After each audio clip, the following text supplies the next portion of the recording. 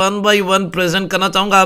देखिए, पहला तो जो शेयर है वो एवेन्यू सुपरमार्ट लिमिटेड है। ये वही कंपनी है जिस कंपनी को इन्होंने खुद इस्टेब्लिश किया है। देखिए, एवेन्यू सुपरमार्ट के अंदर राधा किशन दमानी की अगर हम पूरी फैमिली की बात करें तो लगभग 75% के आसपास की होल्डिंग है। लेकिन अकेले अगर हम राधा किशन दमानी की बात करें तो राधा किशन दमानी के नाम पर अभी सितंबर वाले क्वार्टर में लगभग 51.48% की होल्डिंग है।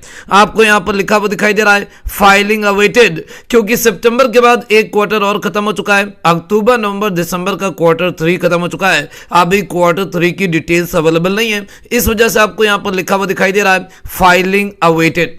सितंबर तक की डिटेल्स ये हैं कि एवेन्यू सुपरमार्ट में राधा किशन दमानी की अपने खुद के नाम पर 51% से ज्यादा की होल्डिंग। और अगर मैं यहां पर शेयर की क्वांटिटी बताऊं तो बाबूजी लगभग 33,34,09,156 शेयर की क्वांटिटी इनके पास है। अभी इसका भाव 2,789 रुपए चल रहा है। और एवेन्यू सुपरमार्ट के अंदर इनका जो खुद का निवेश है या इनके निवेश की जो वैल्यू है वो लगभग 92,991 करोड़ रुपए। देखिए, एवेन्यू सुपरमार्ट के बारे में थोड़ी ज्यादा चर्चा करना चाहूंगा। अभी हाल फिलहाल में इसके अंदर रिटर्न्स कैसे रहे वो प्रेजेंट करने के लिए आप लोगों को अपनी वेबसाइट mohammadfaiz.com पे लेकर के आए हूं। आप देख सकते हैं इसका भाव 2,790 रुपए दिखाई दे रहा है। और ये स्टेटस है बाबूजी 1 जनवरी 2021 का।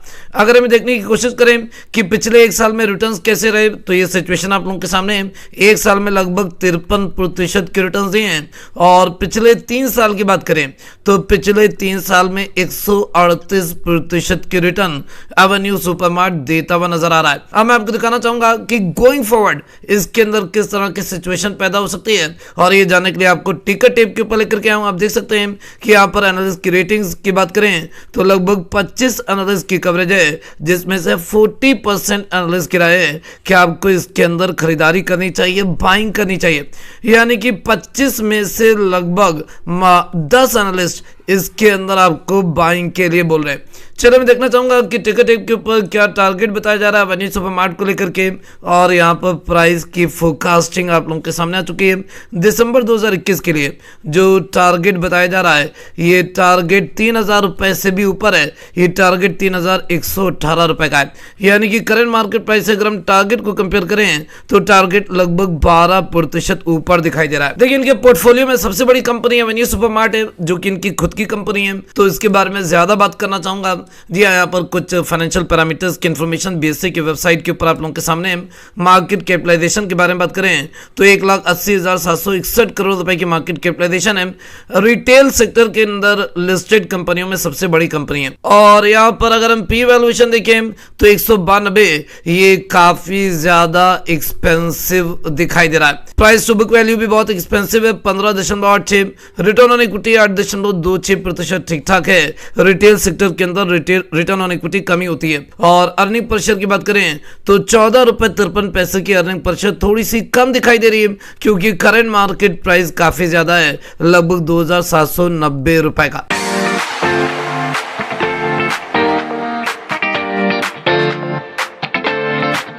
और राधा किशन दमानी के पोर्टफोलियो में जो दूसरा सबसे बड़ा दाम है ये इंडिया सीमेंट लिमिटेड है, जिसके अंदर राधा किशन दमानी ने लगभग 3,75,97,880 शेयर की क्वांटिटी ले रखी है। अभी सितंबर वाले क्वार्टर की अपडेटेड इंफॉर्मेशन ये है कि राधा किशन दमानी ने इंडिया सीमेंट के अंदर 12.14% की हिस्सेदारी ले रखी है। इंडिया सीमेंट का अभी बाजार का जो भाव है वो 180 रुपए 75 पैसे है। और करंट मार्केट प्राइस के ऊपर राधा किशन दमानी की होल्डिंग की वैल्यू लगभग 679.6 करोड़ रुपए, यानी कि लगभग 680 करोड़ रुपए का माल ले रखा है इंडिया सीमेंट के अंदर। मैं देखना चाहूंगा कि इंडिया सीमेंट के अंदर रिटर्न्स की प्रोफाइल कैसी रही है। और इंडिया सीमेंट की रिटर्न्स की प्रोफाइल आप लोगों के सामने, आप लोगों को अपनी वेबसाइट mohammadfaiz.com पे लेकर के आऊं।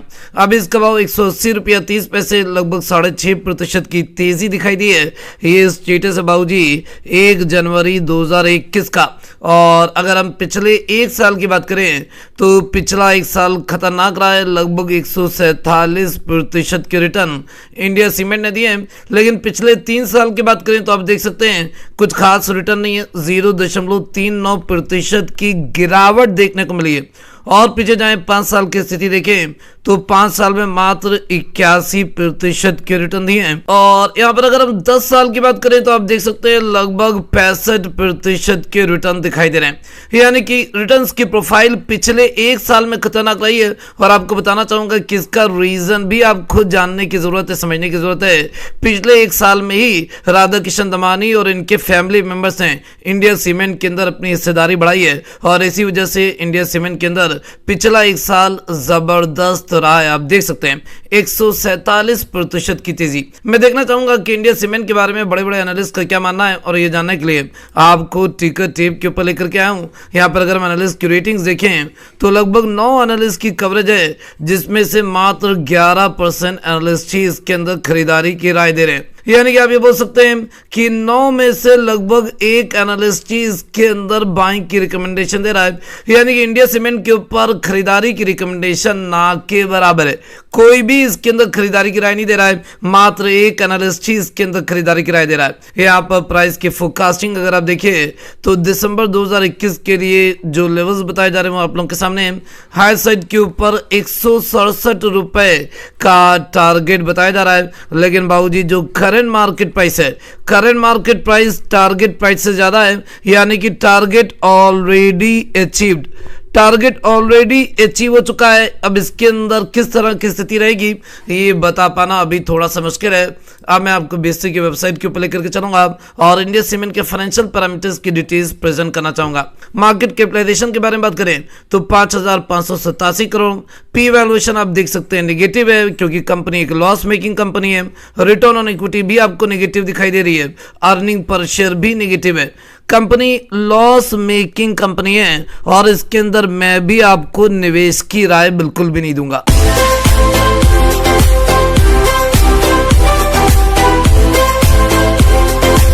और अब राधा किशन दमानी के पोर्टफोलियो में तीसरा सबसे बड़ा दाव है वीएसटी इंडस्ट्रीज लिमिटेड, जो कि टोबैको इंडस्ट्री की काफी जानी मानी कंपनी है। अभी इसका भाव 3,774 रुपए 50 पैसे और इसके अंदर राधा किशन दमानी ने लगभग 7,67,823 शेयर की क्वांटिटी उठा रखी है। सितंबर वाले क्वार्टर की बात करें यानी कि Q2 की बात करें तो अपडेटेड इंफॉर्मेशन ये है कि इस कंपनी में राधा किशन दमानी ने लगभग 4.97% की हिस्सेदारी ले रखी है और करंट मार्केट प्राइस के ऊपर हिस्सेदारी की वैल्यू है 289.8 करोड़।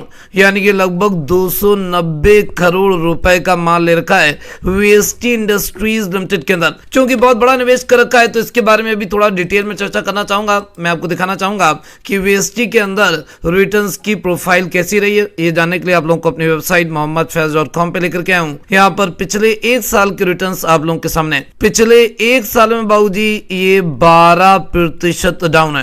पिछले 3 साल की बात करें तो पिछले 3 साल में मात्र 19% के रिटर्न दिए। पिछले 5 साल की बात करें तो पिछले 5 सालों में लगभग 121% के रिटर्न। और बात करें हम 10 सालों की तो 10 सालों में लगभग 500% के रिटर्न्स दिखाई दे रहे हैं। देखिए मैं ये भी जानना चाहूंगा कि वीएसटी के बारे में बड़े बड़े एनालिस्ट की क्या राय है और ये जानने के लिए आपको टिकर टेप के ऊपर लेकर के आया हूं। देखिए यहाँ पर एक बात अच्छी है कि अगर हम फंडामेंटल एनालिसिस करें और इसकी इंट्रिंसिक वैल्यू कैलकुलेट करें तो intrinsic value current market price से ज्यादा है। एनालिस्ट की रेटिंग्स के बारे में बात करें तो इसके ऊपर 2 एनालिस्ट की कवरेज है और दोनों एनालिस्ट की राय कि आपको इसके अंदर खरीदारी करनी चाहिए। 2 के 2 एनालिस्ट इसके अंदर आपको बाइंग की रिकमेंडेशन दे रहे हैं। मैं देखना चाहूंगा क्या टारगेट बताया जा रहा है और टारगेट आप लोगों के सामने यहाँ पर प्राइस की फोरकास्टिंग अगर आप देखिए तो दिसंबर 2021 के लिए 4,348 रुपए का टारगेट बताया जा रहा है, जो कि करंट मार्केट प्राइस से तुलना करने पर लगभग 15% ऊपर दिखाई दे रहा है। देखिए अभी मैं आपको इसके फाइनेंशियल पैरामीटर्स की इंफॉर्मेशन भी देना चाहूंगा। आपको बीएससी की वेबसाइट के ऊपर लेकर के आया हूं और यहाँ पर मैं वीएसटी इंडस्ट्रीज को सर्च करना चाहूंगा और वीएसटी इंडस्ट्रीज की इंफॉर्मेशन आप लोगों के सामने यहाँ पर प्रेजेंट करना चाहूंगा। मार्केट कैपिटलाइजेशन के बारे में बात करें तो 5,823 करोड़ की मार्केट कैपिटलाइजेशन है। पी वैल्यूएशन की बात करें 18.41 जो कि ठीक ठाक दिखाई दे रहा है। रिटर्न ऑन इक्विटी बहुत तगड़ी है, लगभग 40% की, जबरदस्त। और अर्निंग पर शेयर देखिएगा लगभग 204 रुपए की अर्निंग पर शेयर है। तो फाइनेंशियल पैरामीटर्स के ऊपर कंपनी काफी बढ़िया दिखाई दे रही है VST industries limited.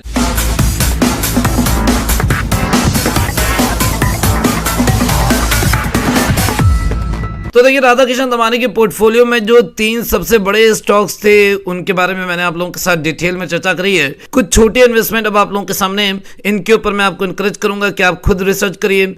Spencer's retail limited, इसके अंदर राधा किशन दमानी ने लगभग 19,86,324 शेयर की क्वांटिटी उठा रखी है। अभी इसका भाव बाजार में 91 रुपए 15 पैसे, और सितंबर वाले क्वार्टर में अपडेटेड इंफॉर्मेशन ये है कि इस कंपनी के अंदर 2.2% की हिस्सेदारी राधा किशन दमानी ने ले रखी है, और इसकी जो वैल्यू है यानी कि निवेश की वैल्यू लगभग 18.1 करोड़ रुपए। चलिए कुछ और स्टॉक आप लोगों के सामने प्रेजेंट करना चाहूंगा, और यहां पर अगला स्टॉक आप लोगों के सामने आ रहा है, ये नंबर 5 के ऊपर है, BF यूटिलिटीज लिमिटेड।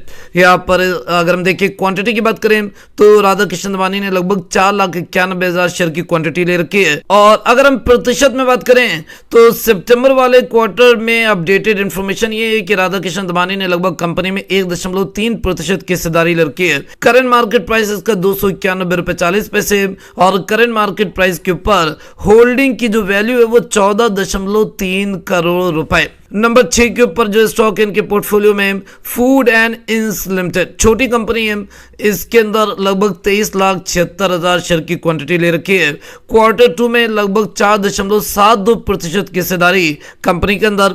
अभी शेयर का भाव 52 रुपया 5 पैसे, और होल्डिंग की वैल्यू लगभग 12.4 करोड़ रुपए। 7वें नंबर के ऊपर एक कंपनी है, छोटी कंपनी है, डिफेंस सेक्टर की कंपनी है, एस्ट्रा माइक्रोवेव प्रोडक्ट्स लिमिटेड। मैं आपको इंकरेज करूंगा कि आप इसको स्टडी करिए, बढ़िया कंपनी है।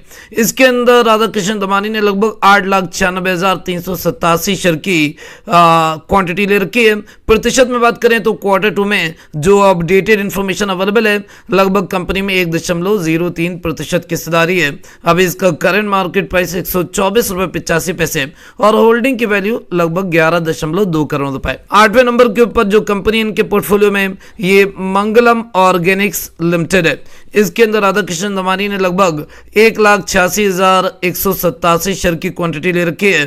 क्वार्टर 2 में अगर हम कंपनी में प्रतिशत की बात करें तो लगभग कंपनी में 2.17% की होल्डिंग ले रखी है। अब इसका करंट मार्केट प्राइस है 413 रुपए 95 पैसे, और कंपनी के अंदर होल्डिंग की वैल्यू की बात करें तो 7.7 करोड़ रुपए की होल्डिंग की वैल्यू है।